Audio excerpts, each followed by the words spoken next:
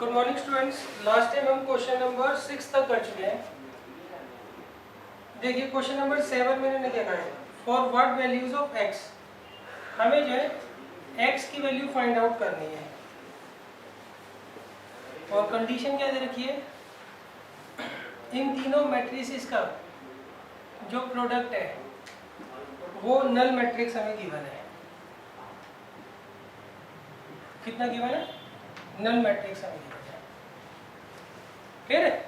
अच्छा एक बात ध्यान रखना, आपको यहाँ पे तीन मैट्रिसेस दे रखी है तो आप जैसे मर्जी सॉल्व कर लो। पहले इन दोनों को मल्टीप्लाई कर लो, जो रिजल्ट आता है फिर उसको इससे मल्टीप्लाई कर लो, या फिर इन दोनों को मल्टीप्लाई कर लो और जो रिजल्ट आता है सही उसमें आप इसको पहले रखकर इसके रिजल्ट को बाद में रखकर मल्टीप्लाई कर लो। एक ही बात है।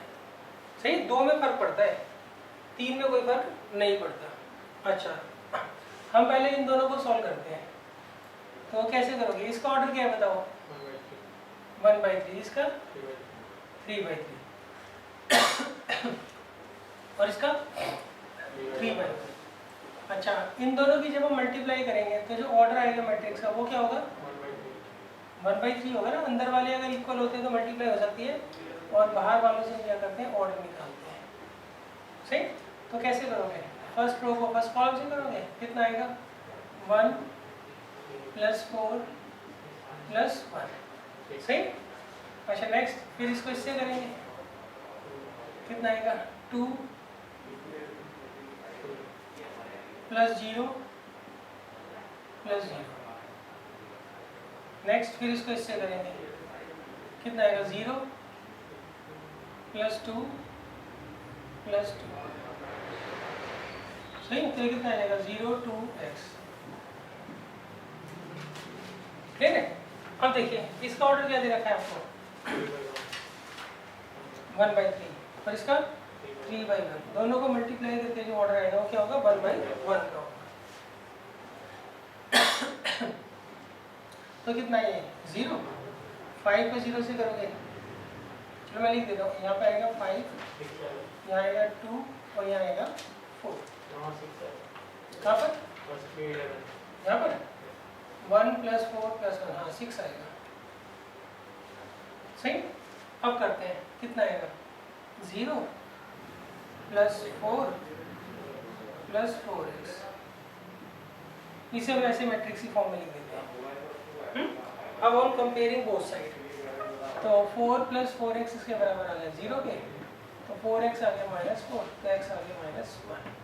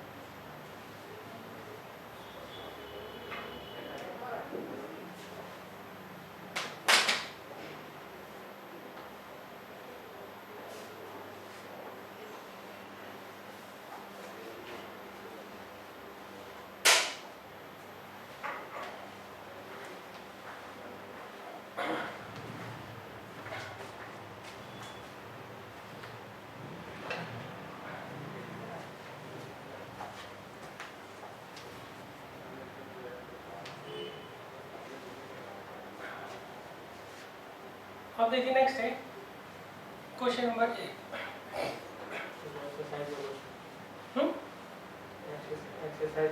हाँ, ये पहले आज वही आप खुद कर लेना, सही है।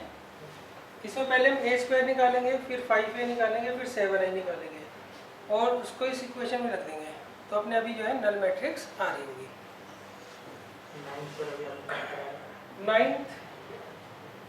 नाइन्थ लगभग इसी की तरह है बच्चों, 7th की तरह, सही। तो ये आप खुद कर लेना। अब मैं आपको करवा दूँ क्वेश्चन नंबर 10। देखिए क्वेश्चन नंबर 10 में मैंने कहा है manufacturer produces 3 products X, Y, Z which he sells in 2 markets. Annual sales are indicated below. देखिए यहाँ पे इन्होंने आपको दे रखा है, एक तो मार्केट 1 और 2, 2 मार्केट है, उसमें जो प्रोडक्ट वो सेल कर सकता है, पहला तो 10,000 है पहला प्रोडक्ट, दूसरा 2,000 और तीसरा 18,000, सही। दूसरी मार्केट में जो पहला प्रोडक्ट वो बेच सकता है उसकी क्वांटिटी 6,000 है, दूसरे की 20,000 है और तीसरे की 8,000 है। यहाँ तक क्लियर है? अच्छा, वो कहते हैं पर यूनिट सेल जो है एक्स की, ये तो प्रोडक्ट एक्स है, ये प्रोडक्ट वाई है और ये प्रोडक्ट जेड है। एक्स की जो सेलिंग प्राइस है वो 2.50 रुपीज़ है, वाई की 1.50 है और जेड की 1 रुपीज़ है, सही। तो आपको बताना कितना रिवेन्यू जो है वो जनरेट होगा। क्वेश्चन एक बार दोबारा देख लो। यहाँ पे इन्होंने कहा आपको एक मैन्युफैक्चरर दे रखा है, सही। वो दो मार्केट में 3 आइटम्स क्या कर रहा है, सेल कर रहा है और उनकी क्वांटिटी आपको दे रखी है। फर्स्ट मार्केट में वो एक्स वाला 10,000, वाई जो है 2,000 और जेड जो है 18,000 सेल करता है। दूसरी मार्केट में एक्स 6,000, वाई 20,000 और जेड 8,000 क्या करता है, सेल करता है। और इनका जो सेलिंग प्राइस है एक्स का पर यूनिट, वाई का और जेड का, वो आपको ये दे रखा है। तो आपको ये बताना है टोटल रिवेन्यू कितना कलेक्ट करेगा। रिवेन्यू का मतलब होता है सामान बेचकर कितना पैसा वो कलेक्ट करेगा। क्लियर है? तो हम क्या करेंगे, लेट करेंगे, let revenue collected from market 1 is equal to rupees a and revenue collected from market 2 वो कितना है, रुपीज बी। अब देखो अकॉर्डिंग टू क्वेश्चन,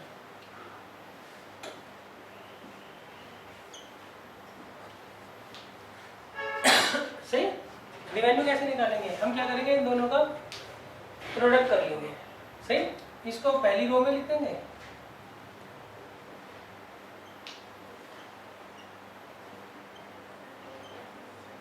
इसको दूसरी रो में,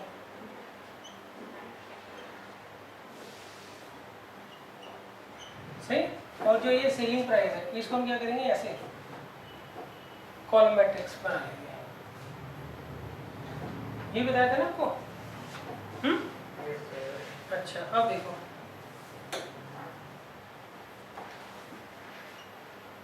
हमें क्या करना होता है, जो क्वांटिटी दी होती है उसे तो रो में लिखते हैं, अगर एक मार्केट होती है तो रो मैट्रिक्स बनाते हैं, सही।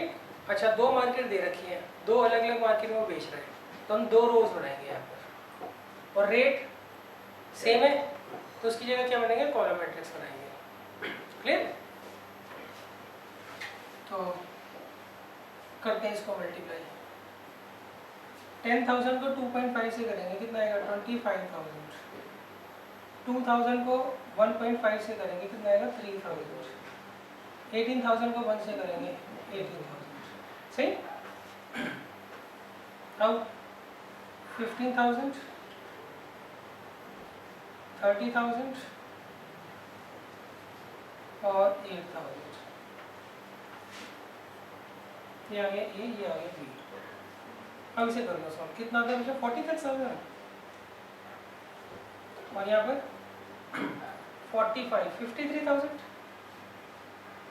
तो रिवेन्यू फ्रॉम फर्स्ट मार्केट कितना जाएगा 46,000 और रिवेन्यू फ्रॉम सेकंड मार्केट कितना जाएगा 53,000।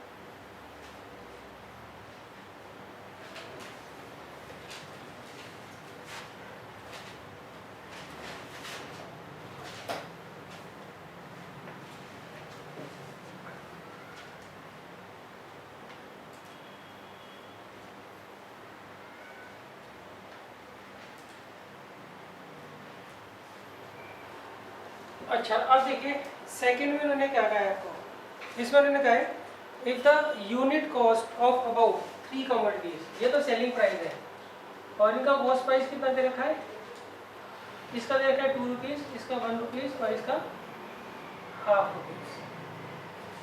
तो आपको बताना है ग्रॉस प्रॉफिट कितना होगा, ग्रॉस प्रॉफिट कितना होगा,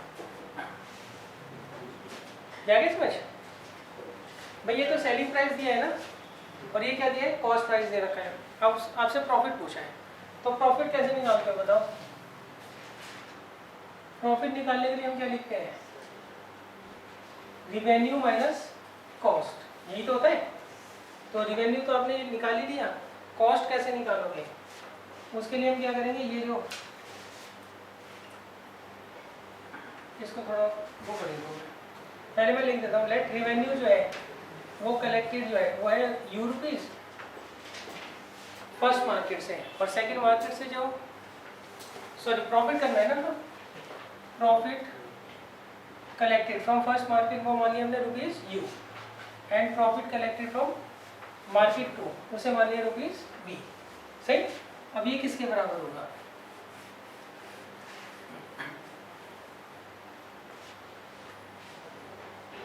हम यहाँ पे रिवेन्यू निकालेंगे पहले तो। सही। तो रिवेन्यू के लिए क्या था, ये तो हम ऑलरेडी कर ही चुके हैं, 10,000 2,000 18,000 6,000 20,000 8,000 और ये 2.50 1.50 1 और ये 10,000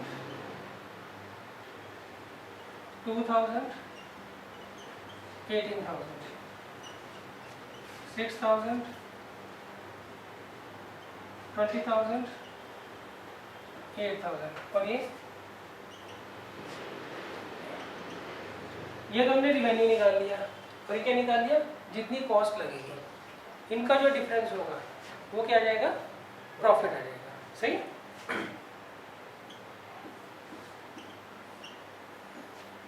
ये बताना बच्चों कितना आया था सॉल्व करके, 46,000 और ये 53। अच्छा इसको करते हैं 20,000 2,000 कितना होता है 22,000 है ना और 9,000 31,000, ये 12,000 20,000 32,000 और 4,000 36। तो सॉल्व कर लो कितना आ रहा है 15,000 और दूसरा 17,000। तो अब आप कंपेयर कर लेना, यू कितना आ गया 15,000 और वी आ गया 17,000।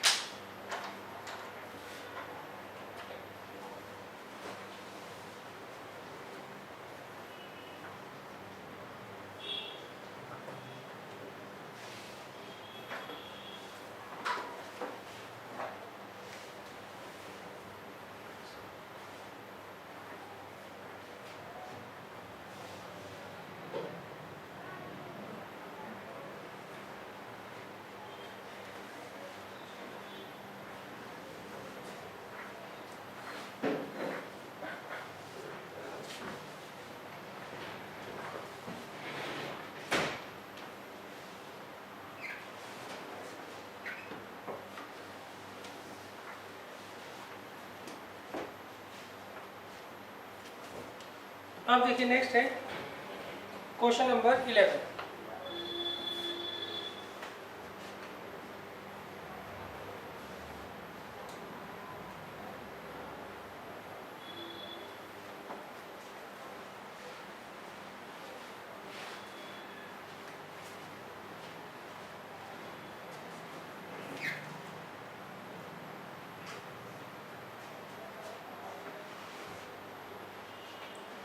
अब देखिए क्वेश्चन नंबर 11 में मैंने क्या कहा है,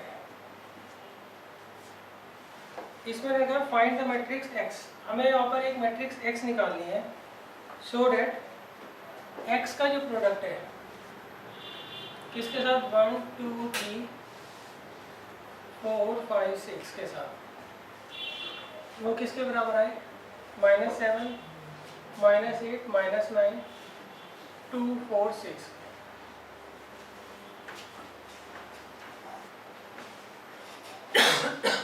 सही। तो बताइए हम कैसे करेंगे बच्चों इसको। आपको एक्स जो है कोई मैट्रिक्स है तो इसका ऑर्डर पता होना चाहिए ना। तो इसका ऑर्डर मैं क्या करता हूँ, पहले मान लेता हूँ m × n है और इसका ऑर्डर क्या है 2 × 3 और इसका भी ऑर्डर क्या है 2 × 3। अच्छा अगर ये बीच वाले सेम होते हैं तो मल्टीप्लाई हो सकती है, तो n तो 2 के बराबर आ गया। और ये जो ऑर्डर आता है वो बाहर वालों से आता है, तो m कितना आ गया 3। भाई ऑर्डर क्या होगा, m × 3 होगा ना, m × 3, तो m कितना आ गया 2। तो इसका मतलब जो हमें एक मिनट सॉरी बीच वाले सेम है ना, क्लियर। तो इसका मतलब क्या हुआ, इसमें देखो कितनी वो है रो 2 और कॉलम कितने हैं 3।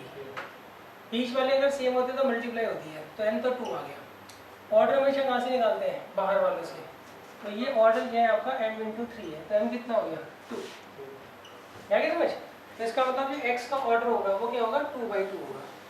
तो हम लेट कर लेते हैं, लेट x जो है वो किसके बराबर है, a b c d, ये एलिमेंट मान लिए। तो therefore a b c d इसको मल्टीप्लाई करते हैं इससे 1 2 3 4 5 6।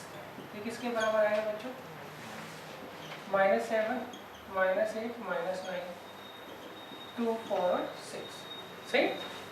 अब करते हैं सॉल्व बच्चों, इसको इससे मल्टीप्लाई करेंगे कितना आएगा a + 4b, इसको इससे 2a + 5b, next 3a + 6b, clear है। और यहाँ पर c + 4d 2c + 5d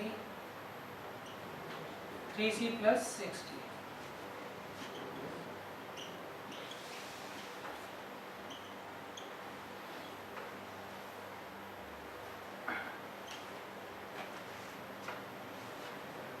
क्या क्या समझ,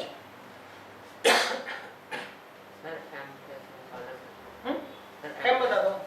देखो इनकी मल्टीप्लाई कब होगी, जब बीच वाले सेम है, 10 तो 2 आ गया। और ऑर्डर कहाँ से निकालते हैं, बाहर वाले से। तो इसका जो ऑर्डर होगा वो होगा m × 3। अब कंपेयर कर लो इससे, m × 3, तो m कितना आ गया 2 हो गया ना, सही। अच्छा अब इसमें एलिमिनेशन मेथड लगाकर a और b निकाल लोगे आप, वही कंपेयर कर लो। a + 4b किसके बराबर आएगा, -7 के।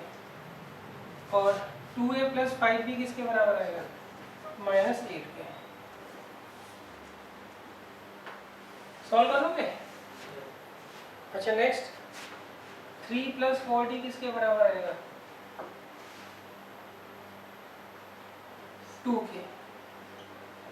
और 2c + 5d किसके बराबर आएगा, 4। सही। निकालो इन्हें सॉल्व करके a और b की वैल्यू, a b c और d की वैल्यू निकालो।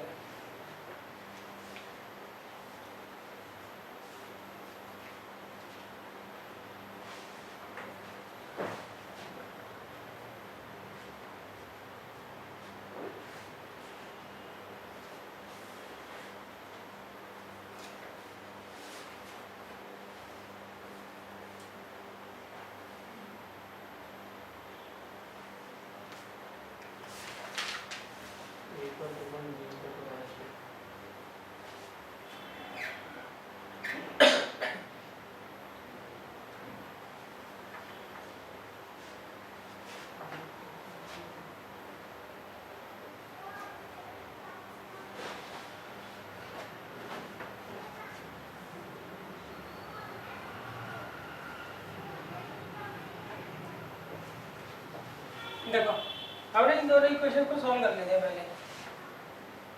a प्लस 4b किसके बराबर दे रखा है -7 के, 2a प्लस 5b किसके बराबर दे रखा है -8 के।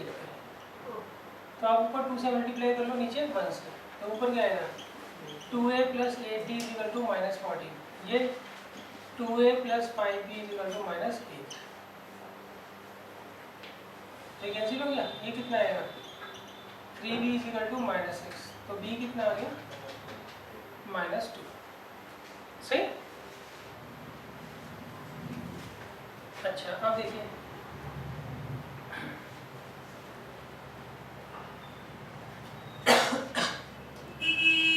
वी हैव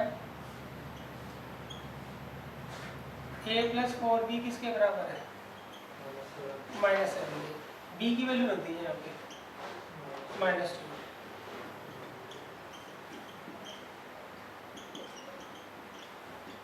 तो a 1 आ गया, तो a कितना आ गया 1, तो ये आ गया हमारा आंसर। क्लियर, a और b सही। अच्छा अब आप कहोगे इसका क्या यूज है भाई, ये आपको चेक करके जरूर दिखाना है। a और b की वैल्यू जो इन दोनों इक्वेशन से निकाली है वो इसको सेटिस्फाई करनी चाहिए। अगर मान लो इनके सेटिस्फाई नहीं कर रही होगी तो उसका मतलब क्या होगा, हमारा आंसर जो है वो गलत है। सही। अब देखिए बी है, या हम सीधा लिखते हैं now we will check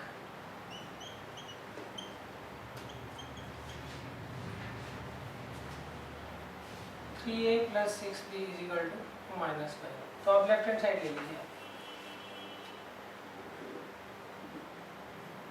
3a + 6b। अब हम पुट कर देंगे यहाँ पे, a को क्या पुट करेंगे बताओ 1 और b को -2।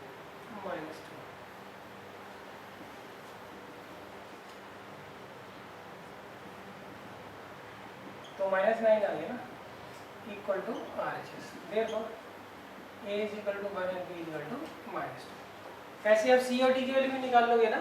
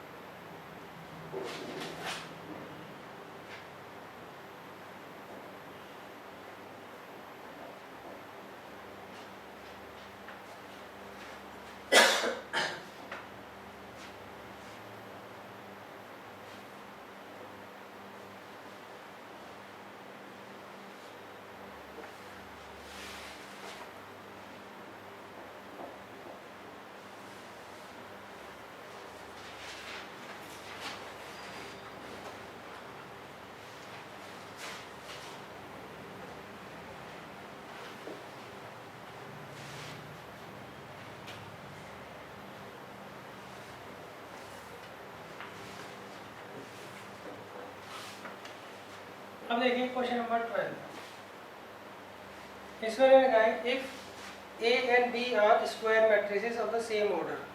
मान लीजिए a और b जो है स्क्वायर मैट्रिसेस है और उनका ऑर्डर सेम है, और इस केस में a b जो है वो b a के बराबर है, तो हमें प्रूफ करना है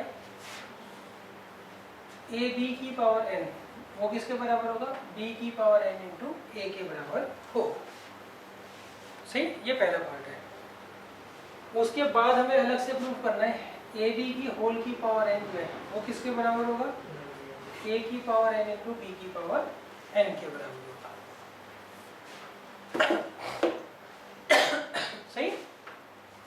ये पहला पार्ट है, ये दूसरा पार्ट है, दोनों में हमें ये चीज़ गिवन है, सही। और इन्होंने बोला क्या है, सारे नेचुरल नंबर्स के लिए हमें क्या करना है, इसे प्रूव करना है, मतलब PMI से करेंगे इसे, प्रिंसिपल ऑफ मैथमेटिकल इंडक्शन से। तो देखिए step 1, put n is equal to 1, इसमें एलोकेशन पुट करिए, सही। और फिर राइट हैंड साइड में पुट करिए, हम क्या लिखेंगे, since LH is equal to RHS, therefore given statement is true for n is equal to 1, सही। ये तो स्टेप 1 होता है। स्टेप 2 में हम क्या करते हैं, इसे हम लेट करते हैं, let given statement is true for n is equal to k, सही। therefore a into b की पावर k, जहाँ आपको n दिख रहा है वहाँ पे k रख देंगे ना, किसके बराबर होगा, b की पावर k into a के, क्लियर है। अब स्टेप 3 में क्या होता है,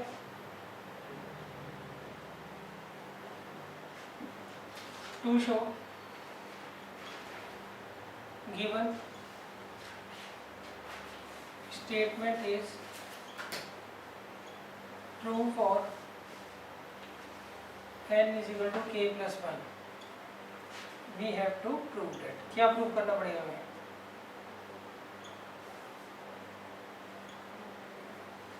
जहाँ पर k लिखा है वहाँ पे क्या आ जाएगा, k plus 1 आ जाएगा। तो हमें क्या प्रूव करना है, a इंटू बी की पावर k plus 1 किसके बराबर होगा, b की power k plus 1 into a, clear है।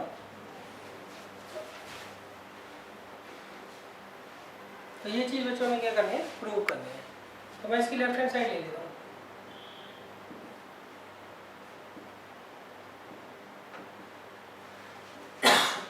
बताइए, इसको मैं ऐसे लिख सकता हूँ, a इंटू बी की पावर k इंटू बी, लिख सकता हूँ ना इसको।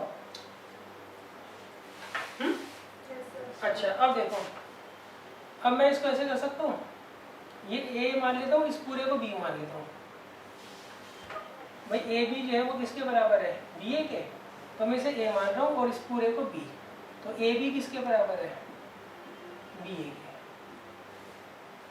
कर सकता हूँ ना इसे, ये a ये b है तो b ए हो गई, सही। तो यहाँ क्या लिख देंगे, सिंस ए बी जो है वो किसके बराबर है, बी ए। आगे बात समझ। अच्छा अब नेक्स्ट देखो, अब मैं ये आखिरी दो में लगा लेता हूँ ब्रैकेट। अब ए बी किसके बराबर है, बी ए के, क्लियर है। अच्छा अब यहाँ पे do,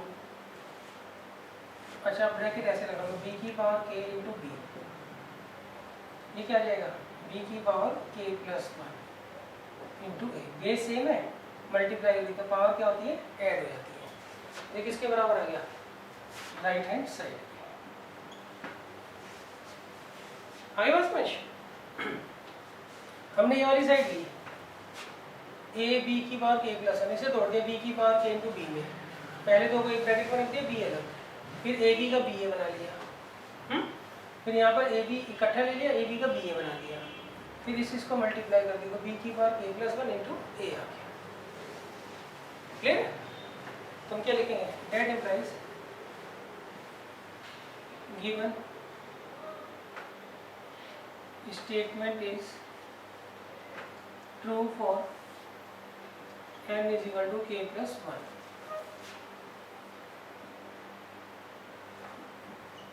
hence by PMI it is true for all natural numbers। Clear है? अच्छा अब ये आधा पार्ट हुआ है, आधा भी रहता है।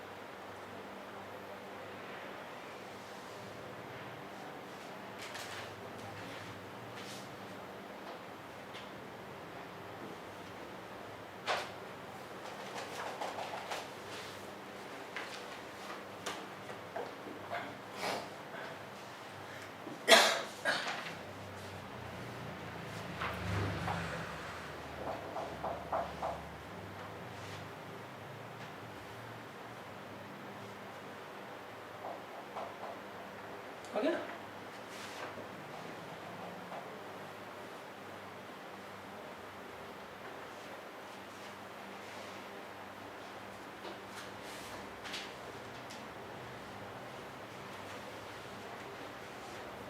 अब देखिए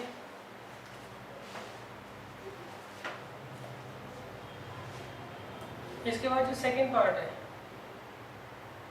इसमें उन्होंने हमें दिया है ए बी की होल की पावर n जो है वो किसके बराबर है? a की पावर n इंटू बी की पावर n के। सही, ये हमें क्या करना है? प्रूव करना है। इसे भी आपको वही दे रखा है, ए बी जो है वो किसके बराबर है? बी के।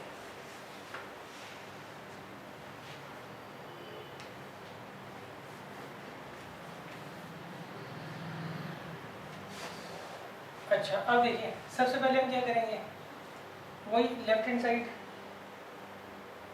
स्टेप 1 में हम क्या करते हैं, लेफ्ट हैंड साइड लेते हैं और n इजिकल टू 1 पुट करते हैं और फिर राइट हैंड साइड में n इजिकल टू 1 पुट करते हैं, देखते हैं दोनों साइड इक्वल आ रही कि नहीं आ रही। सही, पुट n इजिकल टू 1 और लेफ्ट हैंड साइड में क्या आएगा? ए बी है ना, और राइट हैंड साइड में ये भी since LHS equal to RHS, therefore given statement is true for n is equal to 1। इसका मतलब गिवन स्टेटमेंट जो है वो n is equal to 1 के लिए क्या होगा, ट्रू होगा। स्टेप 2 में इसे हम क्या करते हैं, लेट करते हैं, let given statement is true for n is equal to k। Clear? तो यहाँ रखेंगे हम therefore ab की होल की पावर k किसके बराबर होगा, a की पावर k इंटू b की पावर k। क्लियर? तो अब देखिए हम लेफ्ट हैंड साइड ले लेंगे यहाँ पे, सॉरी पहले तो स्टेप 3 करना है ना।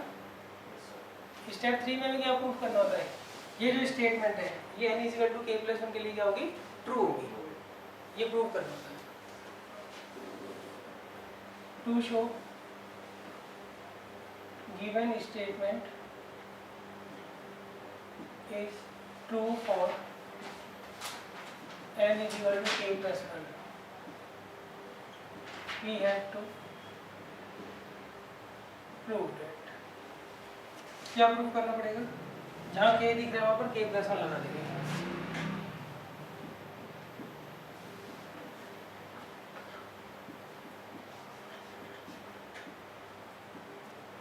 सही है बच्चों? अब हम कौन सी साइड लेंगे, लेफ्ट हैंड साइड ले लेंगे। अच्छा इसे ऐसे तोड़ सकते हैं, ए बी की होल की पावर k और ए बी की पावर 1। सही, इसका फॉर्मूला देखो क्या होता है, ए की पावर k इंटू बी की पावर k।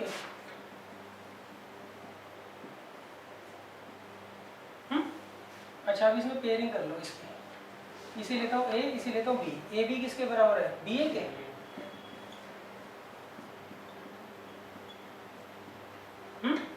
अब पेयरिंग अलग कर लेता हूँ, इसकी इसके साथ कर रहा हूँ और इसकी इसके साथ। तो इसको करोगे तो क्या आएगा, a की पावर k प्लस 1 और यहाँ पर b की पावर k प्लस 1। भाई बेस सेम है, बीच में मल्टीप्लाई का साइन है तो पावर क्या होगी, ऐड हो जाएगी। इसमें तो ये किसके बराबर आ गया, राइट हैंड साइड। हम क्या लिखेंगे, since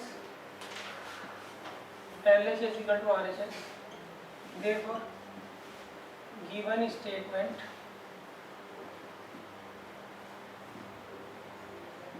is true for n is equal to k plus 1, hence by PMI it is true for all natural numbers।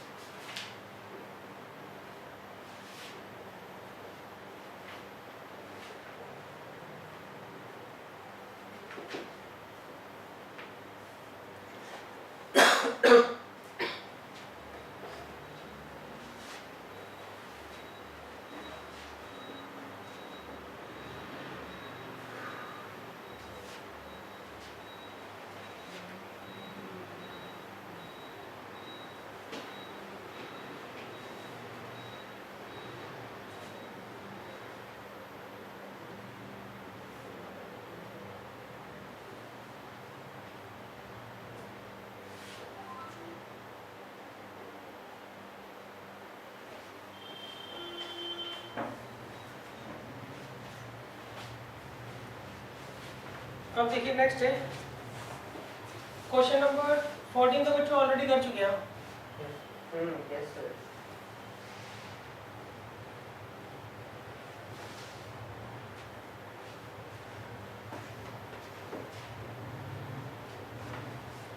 Thirteen देखिए 13 में मैंने कहा है हमें मैट्रिक्स ए रखी है अल्फा बीटा गामा और माइनस अल्फा और ए स्क्वायर जो है वो आइडेंटिटी मैट्रिक्स के बराबर है। तो हमें चार रिलेशन दे रखे हैं, चारों में से चेक करके बताना है कौन सा स्टेटमेंट ट्रू है। सही, तो आप निकाल लो ए स्क्वायर। कैसे निकालोगे? ए को हम क्या करेंगे, ए से मल्टीप्लाई करेंगे। सही, तो किसके बराबर आएगा? आइडेंटिटी मैट्रिक्स के।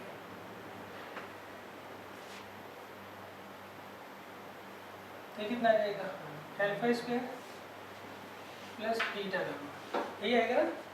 नेक्स्ट इसको इससे alpha beta minus beta alpha. Next alpha gamma minus alpha gamma. Next beta gamma plus alpha square. सही है, अब आप कंपेयर कर लो। कंपेयर करके क्या आ रहा है बच्चों? Alpha square plus beta gamma is equal to 1। अच्छा, आप ये कैलकुलेशन दिखाओ ना दिखाओ, यहाँ पे ऑप्शन जरूर लिख कर आना है। कौन सा ऑप्शन है बच्चों? सी है, सी है ना? सी ऑप्शन क्या है यहाँ पर? करेक्ट है। सही, सॉल्यूशन आप दिखाओ ना दिखाओ। हमें इसका